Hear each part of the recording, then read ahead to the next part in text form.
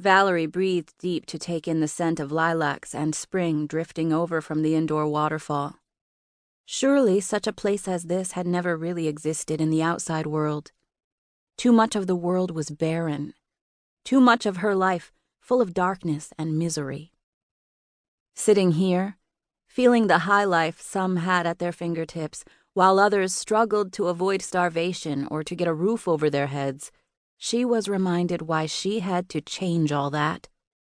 Why she had taken a stand to see that justice had its day.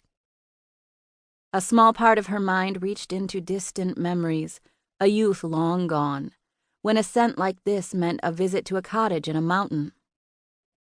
Memories of long days spent swimming in a lake, and evenings wearing a flowing, flowery dress, spinning as she danced with her mother.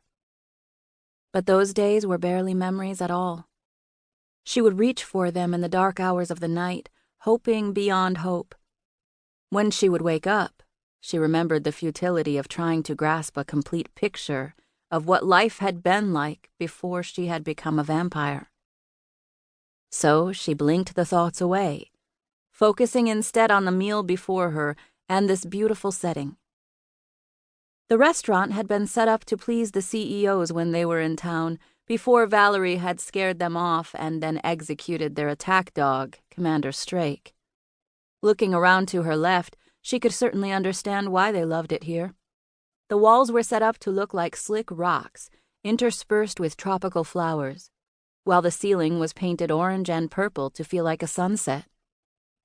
"You haven't touched your food," Jackson mentioned as he pointed to her plate with his fork. He sat across from her with a half-eaten grilled lamb on his plate and a glass of amber ale in his other hand, watching as she took in the scene. She smiled. "I'll taste it, but..." She glanced around at several other couples eating, noticing more than one set of eyes darting her way as she leaned toward him just a bit. "Is all this extravagance necessary?" "Is this what you wanted?" he asked. "Has it, fed the flames, as you put it?" She nodded, but her mind was on the nearest couple, the ones between her and the door. As an old woman glanced over and smiled, a sensation swept over Valerie, one that burned of hatred, even nearly made her shake, she felt it so strongly. And one word. Murderer. Jackson noticed the change in her expression, so she put on a mask of ease and cut into her steak. When she lifted the tender, overly red meat to her mouth and bit into it, she moaned. He was right. It was delicious, almost enough to make her forget her problems. Almost. The thought of a hungry child pulled at her gut, telling her that what they had achieved so far simply wasn't enough. Too many people in this city were struggling to survive, and she could no longer stomach the situation. It was time to make a change.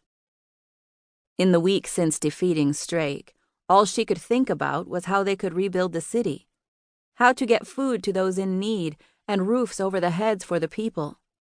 They needed medical supplies and so much more just to keep them alive.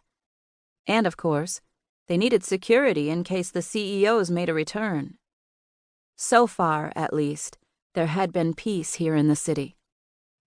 Speaking with the former enforcers that were held in cells back at HQ, she gathered that most of the military work had been conducted by Commander Strake, though it was financed by the CEOs. That meant that, while they would be able to build up a force again, it would take them time.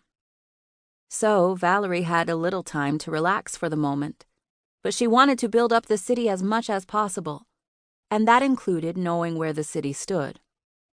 Who were the elites of the city, and what allowed them to continue their existence as such? Had they been part of the CEO's network?